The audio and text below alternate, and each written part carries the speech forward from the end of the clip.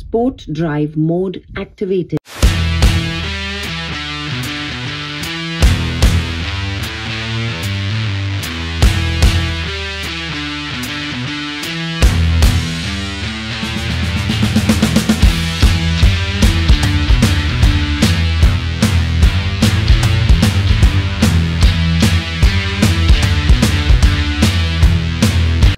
नमस्कार मंडळी, राम राम. कसे आहेत तुम्ही सर्व?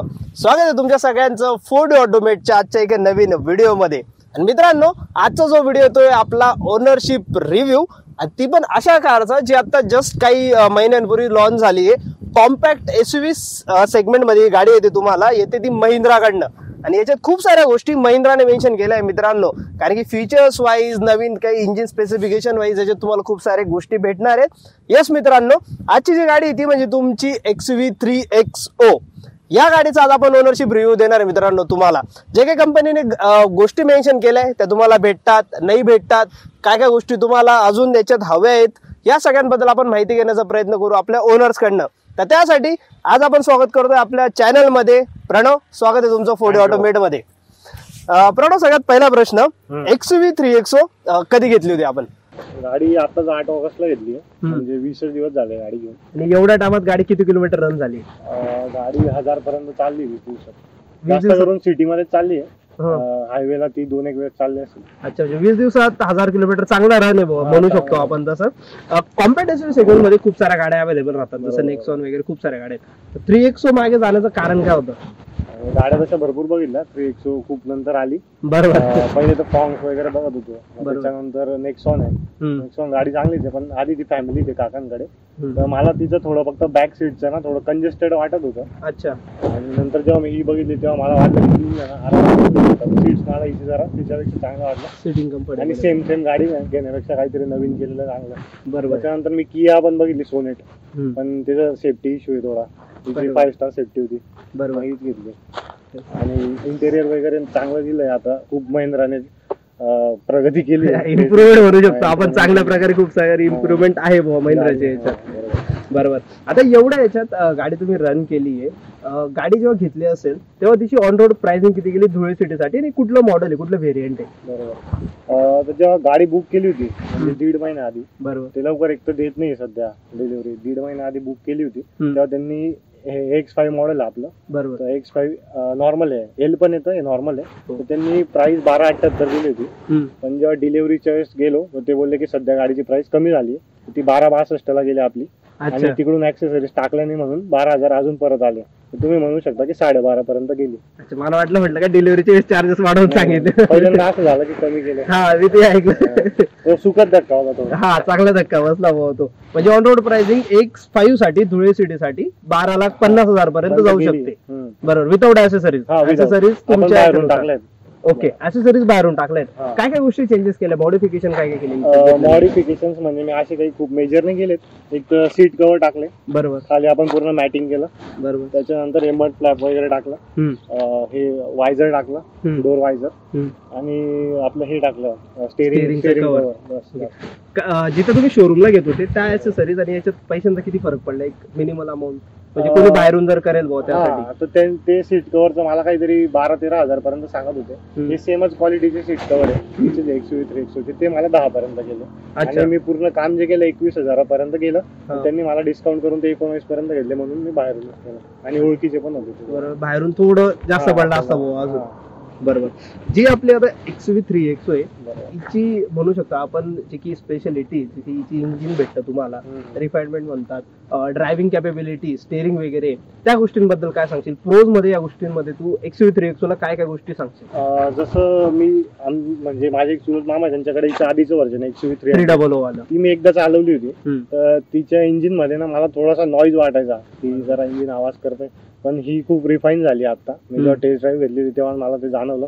म्हणून रायडिंग क्वालिटी तर तिची खूप चांगली आहे. आणि महिंद्रा आता या गोष्टींमध्ये सुधार पण करत आहे, तर ते मला खूप चांगलं वाटलं. सीट खूप कम्फर्टेबल आहे, म्हणजे पुढचे असू दे मागचे असू दे, ड्रायव्हर सीट खूप कम्फर्टेबल आहे, काहीच विषय नाही. पूर्ण 5 लोक बसतात आरामात बसतात, पूर्ण फॅमिली मेंबर्स. मागे 3 लोकांना पण काही प्रॉब्लेम नाही, अजिबात कंजेस्टेड नाही मला तरी नाही वाटत.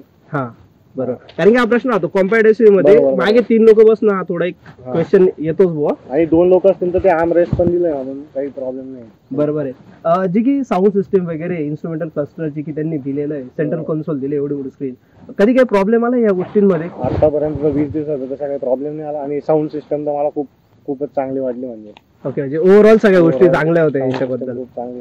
मला फक्त जर तुम्ही म्हणणार कॉन्स मध्ये, हा कॉन्सोल, तर मला फक्त एक गोष्ट वाटली, म्हणजे ती मला आधीपासून माहिती होती गाडी घ्यायची, जी आपली बूट स्पेस आहे ती 364 लिटरचीच आहे. आणि नेक्सॉन वगैरे मध्ये तुम्ही जाणार तर ती 387 390 पर्यंत देतात सोनेट वगैरे. तर बूट स्पेस तिची कमीच आहे, तो एक आहे. पण मग आमचं पर्सनल असं मत होतं की आपल्याला काही एवढं लागत नाही. त्या गोष्टी इनडायरेक्टली असं राहतं की सिटिंग मग थोडंफार तिथं कॉम्प्रोमाइज करावं लागतं छोट्याशा गोष्टींमध्ये. कॉम्प्रोमाइज करावं लागणारच आहे. बरोबर. आपण बघावं आपल्याला काय. XUV3XO रोड प्रेझेन्स बद्दल काय सांगशील? आता तू ब्लॅक कलर घेतलाय स्पेशली, तर त्याच्या रोड प्रेझेन्स बद्दल काय सांगशील? लोकांनी कधी काय सांगितलं, कॉम्प्लिमेंट केलंय, किंवा गाडी तुला कशी दिसते रोड प्रेझेन्स वर, काय वाटतं तुला? म्हणजे गाडी मी ही घ्यायची ठरवलं तेव्हापासून माझं एक होतं की ब्लॅक घेऊ, कारण आधी आपल्याकडे वॅगनर होती, ती व्हाईट होती, मग म्हटलं आता ब्लॅक घेऊ. पण जेव्हा मी हिच्यात ब्लॅक कलर बघितला, आधी तर सोनेट मध्ये ब्लॅक कलर चांगला वाटला होता, हिच्यात बघितला, मी बोललो की गाडी तर तगडी. मी रोडवर तर बघितली नव्हती, नंतर मुंबईमध्ये मला 1-2 दिसल्या.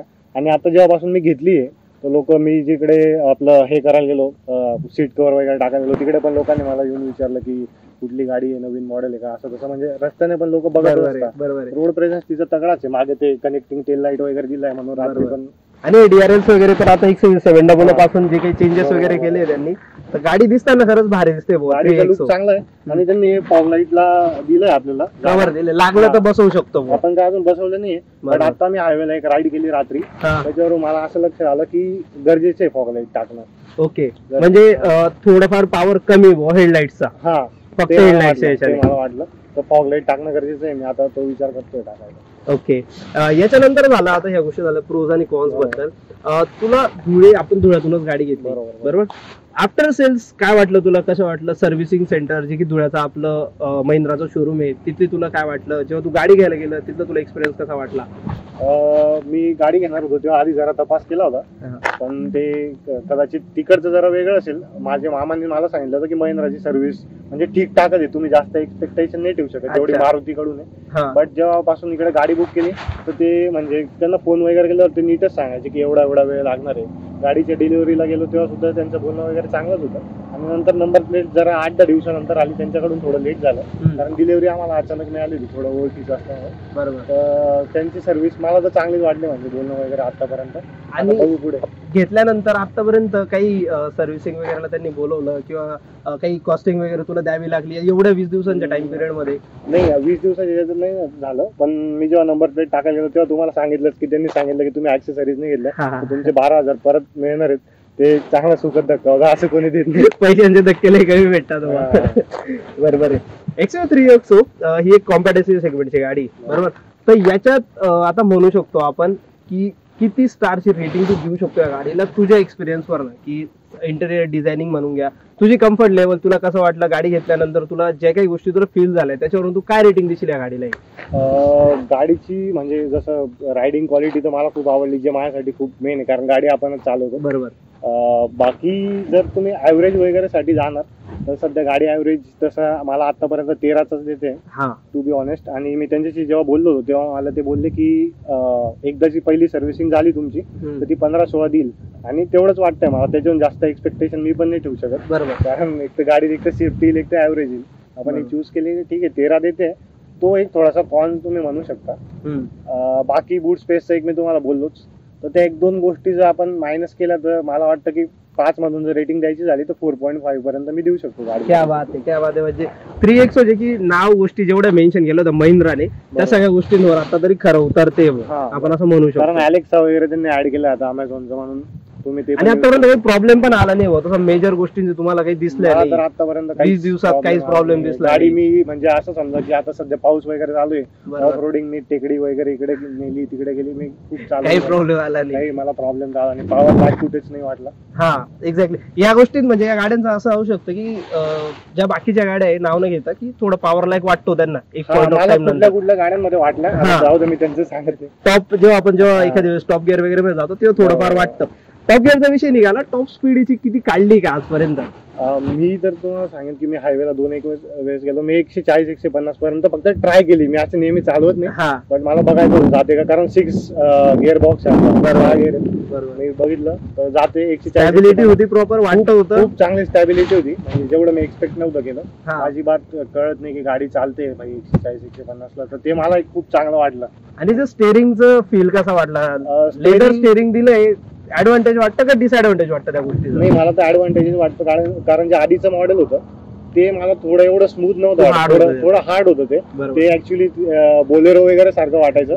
आता हे थोडं प्रीमियम गाडी सारखं वाटतं. बरोबर. चेंजेस जे काही केले महिंद्राने ते अॅक्युरेट झाले. अजून कस्टमर म्हणून सगळ्या गोष्टी आता भेटतायत महिंद्राच्या कस्टमरांना. आणि अजून एक सांगायचं झालं तर जसं आधीची जी 300 होती तिची साईज जरा मोठी होती, हिची थोडी छोटी केली, ते पण एक कॉन मध्ये येऊ शकतं. हा, ते वेट डिस्ट्रीब्युशन वगैरे या गोष्टींमुळे त्यांनी ते चेंजेस केले, बट तो लुक्स मध्ये त्या गोष्टी ऍज अ इम्प्रूव्ह म्हणून बसून गेल्या लोकांच्या मनात. 103 100 खरं खूप भारी गाडी दिसते.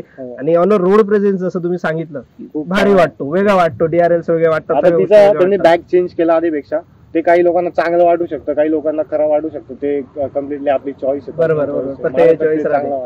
सनरूफचा वापर केलाय आजपर्यंत? सनरूफचा वापर म्हणजे असं आता सध्या तर पाऊसच आहे, एक दोनदा उघडून बघितलं आपण. आणि सनरूफ म्हणजे मी तर त्याला काही ऍडव्हान्टेज म्हणून बघत नाही, ते ऍक्च्युली सेफ्टीसाठी चांगलं नसतं. बरोबर. बट आता गाडी बरोबर येतच होतं, वेरियंट बरोबर आलंय म्हणून. आपलं पॅनोरॉमिक पण नाही, ते पुढचंच आहे फक्त सनरूफ. 1.7 ला ते पॅनोरॉमिक सनरूफ येतं, बट त्याचा युज पण एवढा होत नाही बघायला गेलं आपल्या कंडिशन. आपल्याकडे एवढं धूळ आहे, बरोबर, आपण जास्त उडत नाही. बट ठीक आहे, ते थोडं कधी फोटोज वगैरे काढण्यासाठी चांगलं आहे. बरोबर आहे.